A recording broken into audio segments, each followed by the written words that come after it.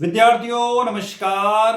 इस video lecture के माध्यम से हम डिस्कस करने वाले हैं मध्य प्रदेश के कॉलेजों में प्रथम वर्ष में पढ़ने वाले विद्यार्थियों के लिए नई शिक्षा नीति के अनुसार आपका स्किल एनहेंसमेंट कोर्स यानी कि कौशल संवर्धन पाठ्यक्रम या उसी को व्यावसायिक पाठ्यक्रम यानी कि वोकेशनल कोर्स कहते हैं। पेपर का नाम है डिजिटल मार्केटिंग यानी कि उसको हिंदी और इंग्लिश दोनों में डिजिटल मार्केटिंग के नाम से जाना जाता है। इस वीडियो के लेक्चर के माध्यम से हम बात करेंगे डिजिटल मार्केटिंग के महत्वपूर्ण प्रश्नों पर चर्चा।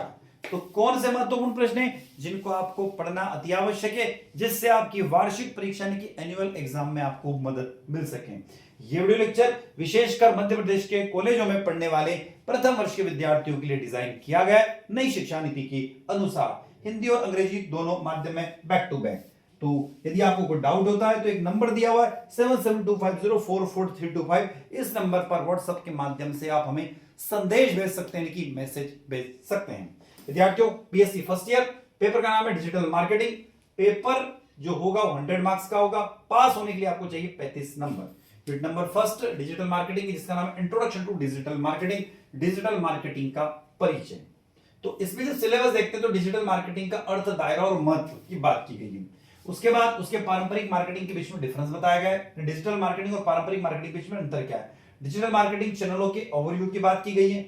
एसईओ, एसईएम और सोशल मीडिया ईमेल के बारे में बात की गई है और उसकी व्यावहारिक गतियों के बारे में भी यहाँ पर चर्चा की गई है।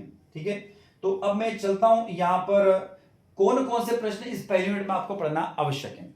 तो डिजिटल मार्केटिंग से आप क्या समझते हो? सबसे सरल सा प्रश्न है, what do you understand by the digital marketing. दूसरा प्रश्न है, आधुनिक व्यावसायिक परिदृश्य में डिजिटल मार्केटिंग की अवधारणा और महत्व को समझाइए। Explain the concept of significance of digital marketing with in the modern business landscape. तीसरा प्रश्न, डिजिटल मार्केटिंग और पारंपरिक मार्केटिंग के बीच में डिफरेंस क्या है। What are the key difference between the digital marketing and the traditional marketing. चौथा प्रश्न है, उदाहरणों के साथ समझाइए कि आज के समय में डिजिटल मार्केटिंग पारंपरिक माध्यम जैसे टीवी, अखबार से अधिक प्रभावी क्यों मानी जाती है। यानी explain with example why digital marketing is considered more effective than the traditional media such as TV and newspaper in today times। पांचवा प्रश्न है, डिजिटल मार्केटिंग के भविष्य और इसके दायरे का विश्लेषण करें। Analyse the future of digital marketing and it's scope. छठा प्रश्न है, एक व्यवसाय के लिए डिजिटल मार्केटिंग के विभिन्न आयामों जैसे ब्रांडिंग, लीड जनरेशन और कस्टमर रिटेंशन पर प्रकाश डालें। सातवां प्रश्न है, निम्नलिखित डिजिटल मार्केटिंग चैनलों की व्याख्या करें और बताएं कि वे एक दूसरे से कैसे भिन्न हैं। Explain the following digital marketing channels and describe how they differs from the another। जैसे SEO, सर्च इंजन ऑप्टिमाइज, यह ऑर्गेनिक ट्रैफिक बढ़ाने में कैसे मदद करता है। ठीक है, how does it's help in the increasing organic traffic. दूसरा टर्म है सर्च इंजन मार्केटिंग यानी SEM, पेड सर्च एडवर्टाइजिंग की कार्यप्रणाली क्या है। What is the mechanism behind paid search advertising. तीसरा सोशल मीडिया मार्केटिंग, ये क्या है, ब्रांड जागरूकता यानी ब्रांड अवेयरनेस के लिए इसका उपयोग कैसे किया जाता है। How is utilize for business brand awareness. Email marketing, ग्राहकों के साथ सीधे जुड़ाव के लिए कितना प्रभावी है। How effective is the for setting direct engagement with the customers. आठवां प्रश्न जो आपको पढ़ना होगा वो डिजिटल मार्केटिंग के क्षेत्र में उपलब्ध विभिन्न कैरियर विकल्पों पर एक लेख लिखिए। Write an article on the various career opportunity available in the field of digital marketing. नौवां प्रश्न है, एक सफल डिजिटल मार्केटर बनने के लिए किन प्रमुख कौशलों की आवश्यकता होती है। What key skills are required to the becomes are successful digital marketers. 10वां प्रश्न है, कंटेंट डिजिटल मार्केटिंग की आत्मा है। Content is the soul of the digital marketing. इस कथन की पुष्टि करें और समझाएं कि सही कंटेंट मार्केटिंग रणनीति कैसे अभियान को सफल बना सकती है। 11वां प्रश्न है, डिजिटल मार्केटिंग में डेटा और एनालिटिक्स की क्या भूमिका है। यह मार्केटिंग निर्णयों को बेहतर बनाने में कैसे मदद करता है।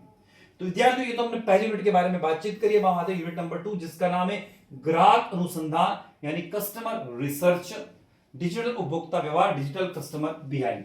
इसमें क्या क्या पढ़ना होगा, यूनिट के सिलेबस की चर्चा कर लेते हैं। विशेषता और प्रभावित करने वाले कारक, characteristics and factor affecting digital marketing रणनीति और अभियान योजना, डिजिटल वातावरण में विभाजन और लक्ष्यीकरण। इसके अलावा प्रैक्टिकल एक्टिविटी दी हुई है, अलग अलग ई कॉमर्स एप्स प्लेटफॉर्म की लिस्ट बनाइए, स्टूडेंट कैंपेन जैसे सर्च एक्सेल का दाग अच्छे हैं, होली कैडबरी के दिवाली कैंपेन देखेंगे ताकि टारगेटिंग इमोशंस प्लेटफॉर्म्स का इस्तेमाल और नतीजों के बारे में स्टडी कर सकें, कंपैरेटिवली एनालिसिस और क्लास डिस्कशन को बढ़ावा दिया जाएगा। आगे चलते हैं, मार्केटिंग से जुड़े कोई टॉपिक सुने जैसे influencer marketing, consumer behaviour, traders और ब्रांडिंग में सस्टेनेबिलिटी। उसके अलावा केनवा या गूगल डॉक्स जैसे आसान टूल्स का इस्तेमाल करके दिलचस्प जानकारी देने वाला कंटेंट बनाएं। अब इस दूसरी यूनिट में आपको क्या क्या प्रश्न पढ़ना आवश्यक है। तो पहला प्रश्न, एक पारंपरिक उपभोक्ता और डिजिटल उपभोक्ता के व्यवहार में क्या डिफरेंस है। What are the key difference behaviour of the traditional consumer versus digital consumer. दूसरा प्रश्न, डिजिटल युग में उपभोक्ताओं की बदलती आदतों और उनकी प्रमुख विशेषताओं पर विस्तार से चर्चा करें। Discuss in detail the changing the habits and key characteristics of the consumers in the digital age. तीसरा प्रश्न, डिजिटल वातावरण में किसी उपभोक्ता के खरीदारी के निर्णय को कौन से मनोवैज्ञानिक, सामाजिक और तकनीकी कारक प्रभावित करते हैं, उदाहरण से समझाएं। Which physiological, social and technological factors influence the consumer's purchasing decision in the digital environment? Explain with example. चौथा, आज का उपभोक्ता खरीदारी करने से पहले अत्यधिक शोध यानी ऑनलाइन रिसर्च करता है। इस रेफरेंस में जीरो मोमेंट ऑफ ट्रूथ की अवधारणा को समझाएं और बताएं कि यह ब्रांड्स के लिए क्यों महत्वपूर्ण है। अगले प्रश्न की तरफ चले, पांचवा, डिजिटल मार्केटिंग में विभाजन यानी सेगमेंटेशन से क्या तात्पर्य। What is meant by segmentation in digital marketing. छठा प्रश्न, जनसंख्या डेमोग्राफी, व्यावहारिक यानी बिहेवियर और मनोवैज्ञानिक फिजियोग्राफी आधार पर उपभोक्ताओं के विभाजन करने की प्रक्रिया को विस्तार से समझाइए। सातवां प्रश्न, एक सफल डिजिटल अभियान के लिए सही दर्शकों का चयन यानी कैसे किया जाता है। आठवां प्रश्न, डिजिटल टूल जैसे फेसबुक इन साइट्स या गूगल एनालिटिक्स डिजिटल अभियान में कैसे मदद करते हैं। नौवां प्रश्न, एक प्रभावी डिजिटल मार्केटिंग अभियान की योजना बनाने के प्रमुख चरणों का वर्णन करें। इसमें लक्ष्यों का निर्धारण, गोल सेटिंग्स और बजट आवंटन की भूमिका पर प्रकाश डालें। अगला प्रश्न 10वां, डिजिटल रणनीति में पर्सनलाइजेशन का क्या महत्व है। कंपनियों उपभोक्ताओं के डेटा का उपयोग करके उन्हें व्यक्तिगत अनुभव कैसे प्रदान करती है और इसके क्या लाभ है। 11वां, डिजिटल मार्केटिंग अभियान में उपभोक्ता व्यवहार को प्रभावित करने वाले कारक कौन कौन से, समझाइए। विद्यार्थियों, इन 11 प्रश्नों के साथ में हमारी दूसरी यूनिट खत्म होती है। मैं तीसरी यूनिट की तरफ आपको ले चलता हूं। थर्ड यूनिट डिजिटल मार्केटिंग में कानूनी और नैतिक मुद्दे यानी legal and ethical issue in digital marketing. क्या क्या पढ़ना होगा, सिलेबस के बारे में बात करते हैं। डिजिटल मार्केटिंग में नैतिकता का मतलब ब्रांड इमेज और कस्टमर ट्रस्ट के लिए नैतिक व्यवहार का महत्व, भारत में डेटा सुरक्षा कानून। प्रैक्टिकल एक्टिविटी में आप जाएंगे तो स्टूडेंट असली या काल्पनिक डिजिटल एड्स की जांच करते हैं और संभावित कानूनी या नैतिक उल्लंघनों की पहचान करते हैं। एक ऐसे सिनेरियो में रोल प्ले करें जहां एक मार्केटिंग टीम इस बात पर बहस करती है कि कंज्यूमर डेटा का इस्तेमाल बिना सहमति के किया जाए या नहीं।